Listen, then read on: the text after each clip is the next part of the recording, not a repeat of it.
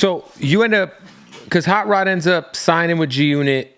Be Easy comes out with Mary J. Blige, which was pretty cool to have. I was in that video. Yeah, somebody from AZ have a song with Mary J. Blige. It was fucking pretty wild.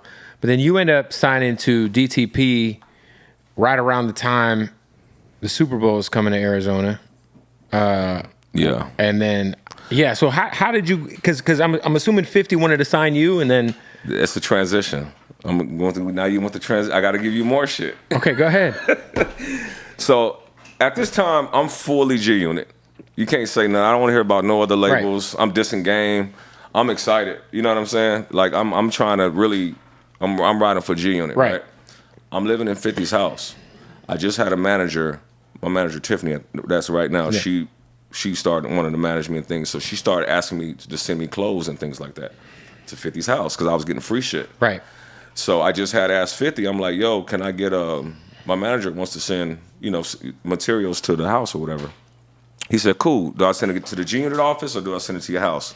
He said, send it to the house. Cool. We're all in the studio.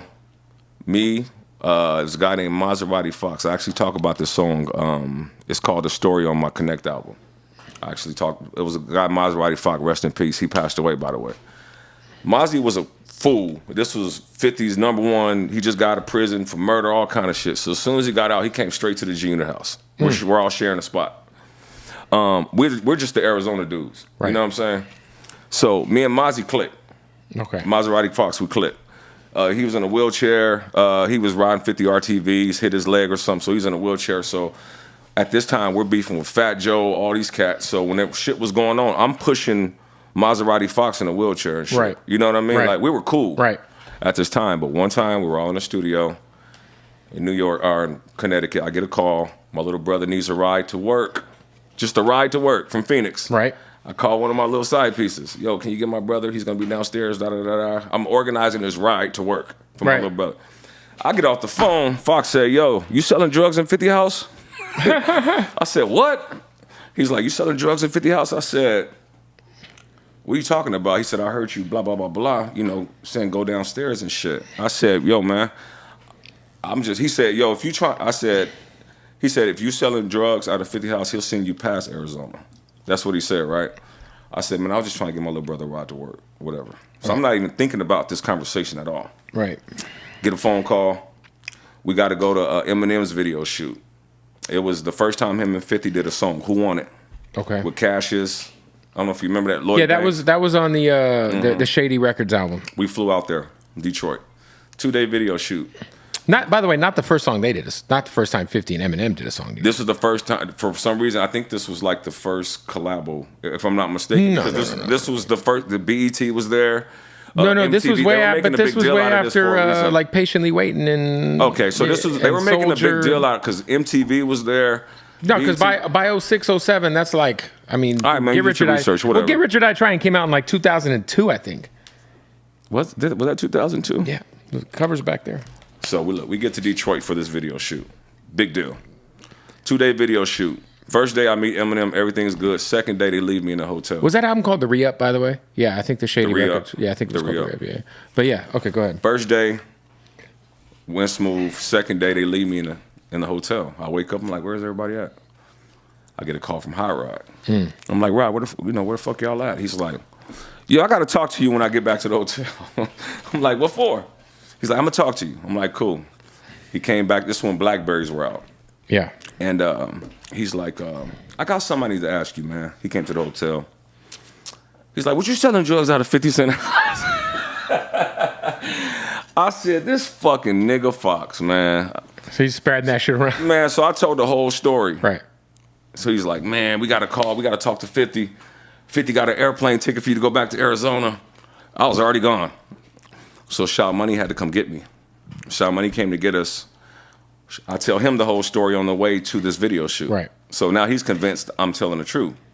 So now we get there. He's like, there's a room, Stat Quo's in there, Lloyd Banks. I'm going to tell you why I fuck with Lloyd Banks. Lloyd Banks, Yayo, Buck. Everybody's in this one room, this little green room, right? Right. Shaw Money is saying you got to talk to 50 Cent.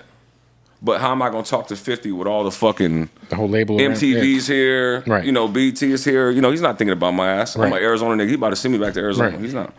So, Shaw Money was like, "Tell them what happened. Tell them what happened." All the guys and all the rappers in the room. So I tell them what happened. I'm like, "Yeah, you know, blah blah blah. You know, Fox said this, Fox said that." This is why I fuck with Lloyd Banks. Banks was like, "Man, why they gonna fuck with this nigga like that, man? This nigga just out here trying to make music, man. He from Arizona. He don't know none of this shit out here, man. Man, Fox a bully, man. That nigga always trying to, he just kind of taking up for me." Right. Fuck with Lloyd Banks. Yayo, on the other hand, Yayo's like, "Son, you just got to talk to Fifth." He said, "You just may have to beg. We all had to." I said, "That's funny." Am I giving too much? Yeah. So he's like, "You may have to beg." I said, "Y'all niggas beg because he buy y'all Bentleys and shit." Right. You know what I'm saying? I'm just gonna tell him what happened. So now 50, it's lunchtime. 50's sitting in his room with his publicist. He's eating a burrito and shit. And now I'm like, fuck, I gotta talk to him. My plane about to leave. Right. So I'm like, fuck it. I walked in the room. "Yo, can I talk to you, dog?" He looked at his publicist. And the publicist was like, "Do I need to leave?" He's like, "No, you good." He was like, "What's up?" I was like, "Bro, I would have to be a stupid motherfucker to be having drugs sent to your house, to me." Yeah, for sure. Like, I'm from Arizona, bro. Yeah, I know. that's crazy, I mean? Yeah, like, you know what I mean? And I was like, I kind of explained to him, the clothing situation with my manager and stuff. Because you got to think, I just asked him, could I get boxes sent to his house? So in his head, what could from be what in those Fox boxes? just told him. It could be drugs. Correct. Whatever. So that really fucked our relationship at that time. So he was like, he did that little laugh. He was like, Fox just want to rap. You know what I'm saying? He was like, "I'm going to send you and Rod. I just got to get y'all out the house." So he ended up sending me and Rod to New York in a penthouse. And he let Fox stay in the house. I was upset. I wanted to stay in the house. I wanted to work. Right. Rod was happy. Rod wanted to have the girls. Right. You know what I'm saying? I was like, "Nah, man." I was like, I wanted to get back in 50 house. But at that time, he was already tired of it. So it was just like a weird relationship. Then Tiffany, she kept calling me like, she was like, "Fuck it from the beginning. Get up out of there. Right. I can get you your own record deal. I get your own situation.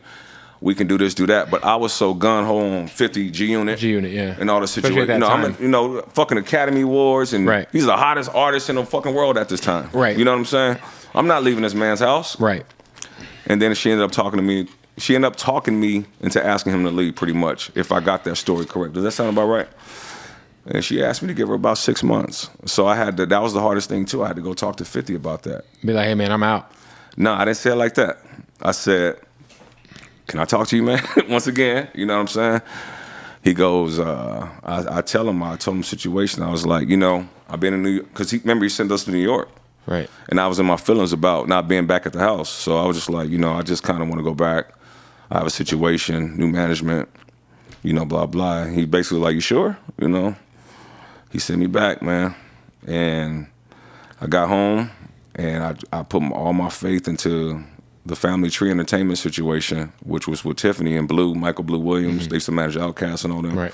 Big Sean, Gucci. I ended up trusting them. They ended up getting labels excited about me. Had labels wanting to sign me, and so is this before ManUp Squad's a thing?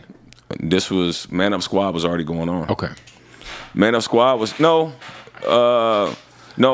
I didn't meet. Remember, I just met Rod. I didn't get ManUp Squad 2007. That shit with Hot Rod happened in 2006. Got it. So all this is formulating into ManUp Squad. Got it. Because people were ManUp Squad was grouping up at this time. When I got signed and Rod got signed, people were really like, people that knew me from Arizona was coming to me because of Rod's situation. So I was kind of like an Arizona. Right. You know what I'm saying? They were coming to me, so all these dudes were coming around me. So I'm formulating the ManUp Squad. I knew Phrase. Shout out to Phrase, man. Yeah. R.I.P. to my nigga Phrase, man. To him. Yeah. That motherfucker was an alien. Yeah. He was one of the most talented dudes I ever worked with. We brought Phrase to Atlanta, Tiffany and I. He was cold, man. We ended up getting him to work with Bangladesh, who, does records with Beyonce. Who was in that? It was you, Sin Q, Amir, Gigolo. Yeah, Jig, yeah. Man, who wasn't in it? Yeah. All the top, anybody who, even J times 3, bro, anybody who had a name wanted to be a part of ManUp. Right. that had any type of talent.